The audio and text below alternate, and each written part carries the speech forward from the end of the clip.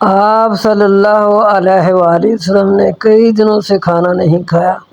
آپ اپنے ازواج مطہرات کے ہاں جاتے ہیں، تمام ازواج مطہرات کے گھر سے ہو کر آتے ہیں، فرماتے ہیں کہ کھانے کو کوئی چیز ہے تو عرض کرتے ہیں اللہ کے پیارے رسول کوئی چیز کھانے کو نہیں ہے، تو آپ صلی اللہ علیہ وآلہ وسلم اپنی پیاری بیٹی کے پاس آتے ہیں، فاطمہ زہرا کے پاس آ کر پوچھتے ہیں اے میرے لخت جگر کچھ کھانے کو ہے؟ کئی دنوں سے کھانے کو کوئی چیز نہیں ہے۔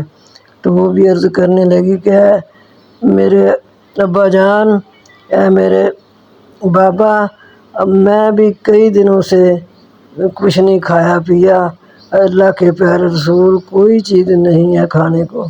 تو آپ صلی اللہ علیہ وسلم فاطمہ زہرا کے گھر سے واپس تشریف لے گئے۔ ابھی راستے میں ہیں تو فاطمہ زہرا کی لونڈی وہ 2 روٹیاں اور کوئی تھوڑا سا سالن لے کر آئی ہے۔ جب فاطمہ زہرا نے اس سالن کو رکھا اور روٹیوں کو بھی رکھا تو آپ جب رکھ ہی رہی ہیں تو دیکھ رہی ہیں کھانا بڑھ رہا ہے تو آپ کو پتہ چل گیا کہ یہ اللہ ہی کی طرف سے بڑھ رہا ہے۔ تو آپ نے اسی وقت حضور صلی اللہ علیہ وسلم کے ہاں پیغام بھیجا۔ آپ پہلے بھی یہ کہہ رہی تھی کہ یہ کھانا جو ہے یہ میں نہیں کھاؤں گی، یہ میں اپنے بابا کو دوں گی، تو پھر دیکھا کہ کھانا اور بڑھ رہا ہے۔ آپ نے اسی وقت نبی صلی اللہ علیہ وسلم کو پیغام بھیجا تو آپ صلی اللہ علیہ وسلم آ گئے۔ آپ صلی اللہ علیہ وسلم نے فرمایا میری پیاری بیٹی اتنا کھانا کہاں سے آیا؟ آپ عرض کرنے لگی میرے ماں باپ آپ پر قربان، یہ اللہ کی طرف سے آیا ہے۔ آپ صلی اللہ علیہ وسلم فرمانے لگے میری پیاری بیٹی یہ الفاظ تو آپ نے وہ بولے ہیں جو کہ بنی اسرائیل کی سردار عورت نے بولے تھے، وہ تھی حضرت مریم۔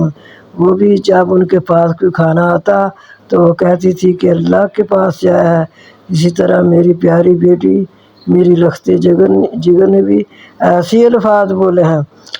تو آپ صلی اللہ علیہ وسلم نے فاطمہ زہرا فرماتی ہیں میں نے اور حضرت علی رضی اللہ تعالیٰ عنہ نے اور امام حسن اور امام حسین نے اور تمام ازواج مطہرات نے کھانا کھایا۔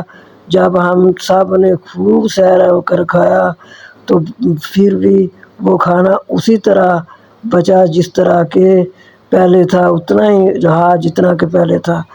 یہ دیکھو یہ ہے کہ اللہ تعالیٰ کی برکتیں اور رحمتیں کہ ادھر سے اتنے دنوں سے بھوک ہے، ادھر سے بھی فاطمہ زہرا نے کھانے کو ہاتھ لگایا ہے، بسم اللہ پڑھ کر لگایا ہے، کھانے کو سنبھالا ہے، تو اتنی برکتیں اللہ تعالیٰ نے ڈال دی۔